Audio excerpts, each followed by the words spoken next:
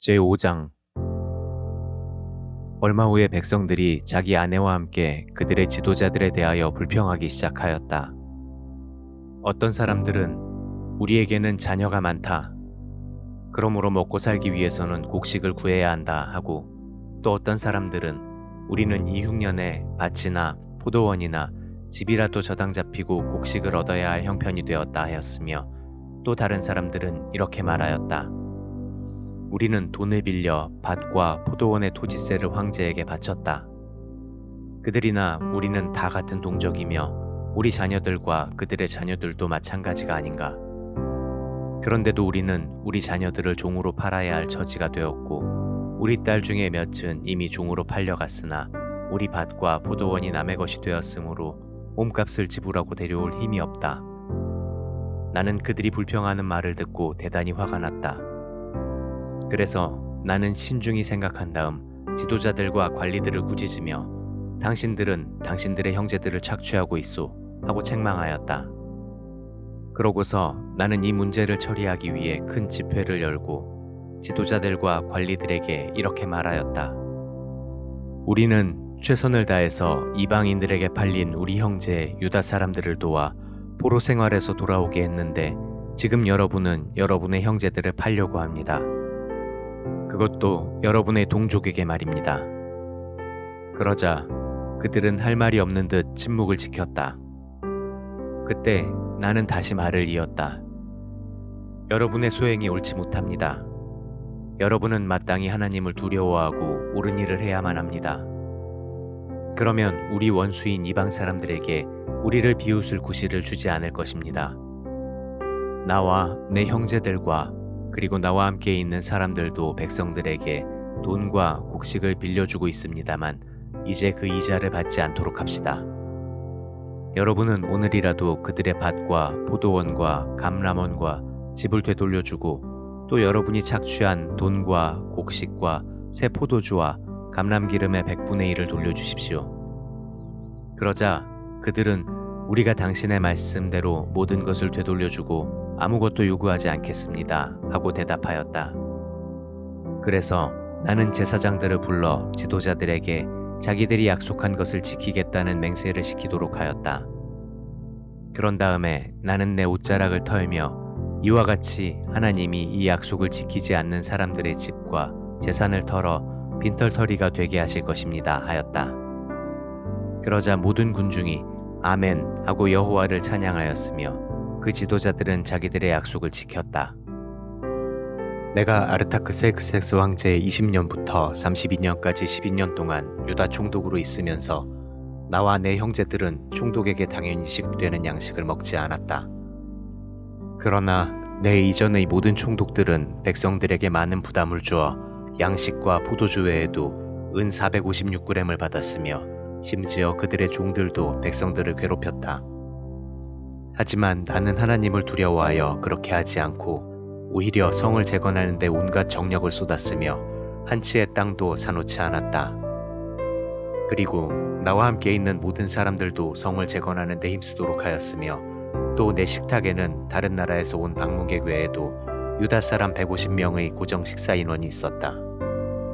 그래서 나는 매일 소 1마리와 살찐 양 6마리와 많은 닭을 준비하고 열흘에 한 번씩 각종 포도주를 제공하였다. 이렇게 하면서도 내가 총독이 당연히 받아야 할 양식을 요구하지 않은 것은 백성들의 부담이 너무 큰 것을 알고 있었기 때문이었다. 이때 나는 이렇게 기도하였다. 나의 하나님이시여, 내가 이 백성을 위해서 행한 모든 일을 기억하시고 나에게 은혜를 베푸소서.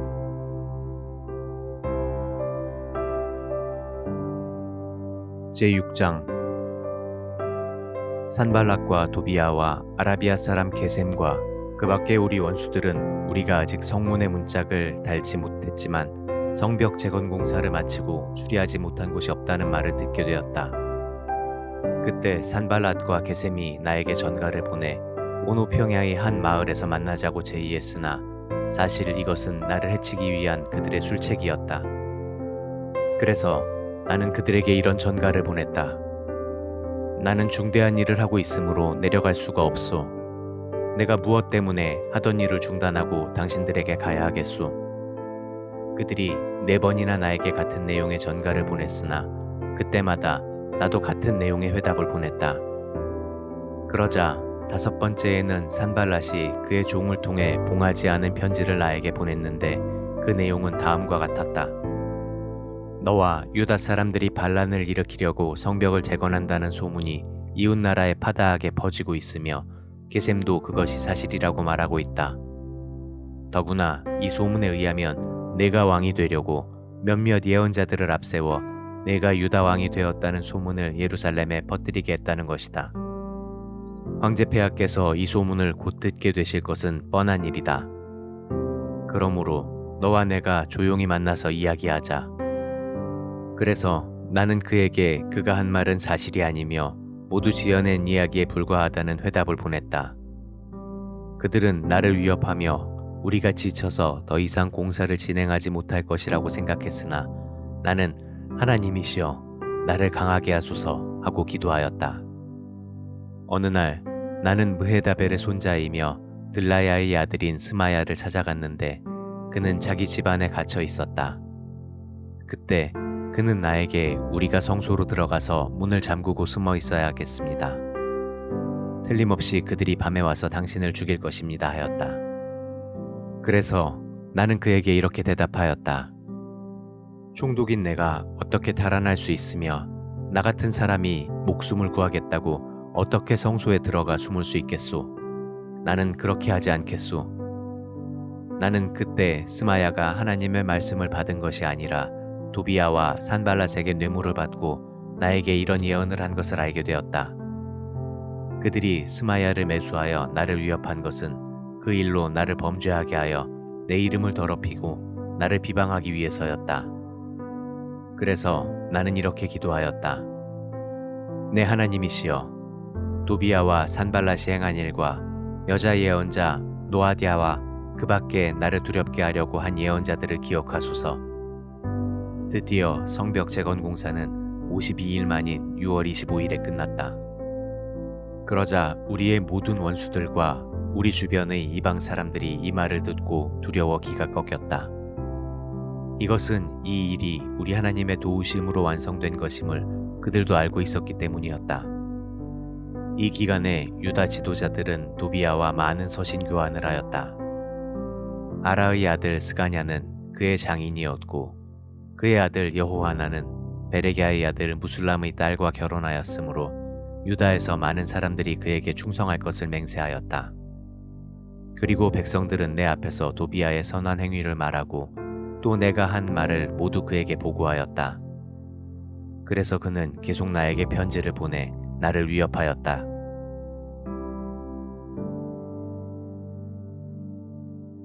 제7장 성벽 건축 공사를 마치고 성문을 단 다음에 나는 성전 문지기와 성가대원과 레위 사람들에게 업무를 할당하고 내 동생 하나니와 요새의 지휘관 하나냐에게 예루살렘을 다스릴 책임을 맡게 하였다. 하나냐는 그 누구보다도 성실하고 하나님을 두려워하는 사람이었다. 그리고 나는 그들에게 해가 높이 떠오를 때까지는 예루살렘 성문을 열지 말며 문지기가 문을 지키고 있을 때 성문을 닫고 빗장을 지르도록 지시하였다. 나는 또 그들에게 예루살렘 주민들 가운데 경계병을 세워 각자 자기 초소와 자기 집 앞을 경계하게 하라고 지시하였다. 예루살렘은 크고 넓은 성이었으나 거기에 사는 사람이 많지 않아 아직 집을 많이 짓지 않았다. 그래서 하나님이 내 마음을 감동시키셔서 백성들과 지도자들을 모아 각 집안별로 등록하도록 하셨다. 그때 나는 1차 귀환 자들의 명단을 발견했는데 거기에는 이렇게 적혀 있었다. 바빌로니아의 느부갓네살 왕에게 포로로 잡혀갔던 수많은 사람들이 예루살렘과 유다와 그들의 각 성으로 돌아왔다.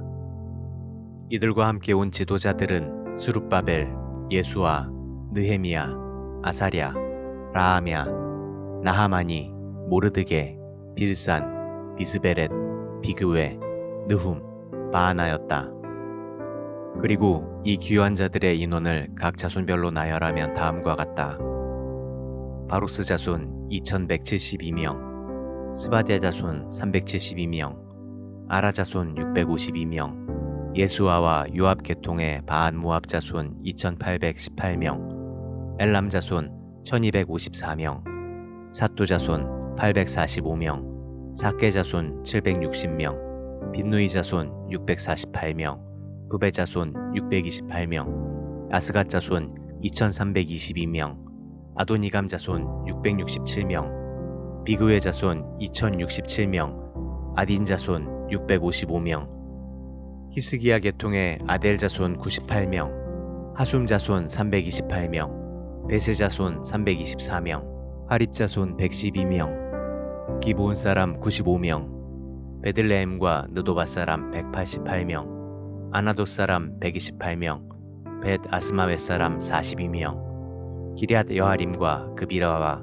브에롯 사람 743명, 라마와 게바 사람 621명, 믹마스 사람 122명, 베델과 아이 사람 123명, 느보 사람 52명, 다른 엘람 사람 1254명, 하림 사람 320명, 여리고 사람 345명, 로드와 하딧과 오노 사람 721명, 스나아 사람 3930명, 제사장 중에서는 예수아 계통의 여다야 자손 973명, 임메일 자손 1052명, 바수울 자손 1247명, 하림 자손 1017명, 레위 사람 중에서는 호다위야 계통의 예수아와 간미엘 자손 74명, 성가대원인 아삽 자손 148명, 살룸과 아델과 달몬과 악굽과 하디다와 소베의 자손인 성전 문지기 138명이었다.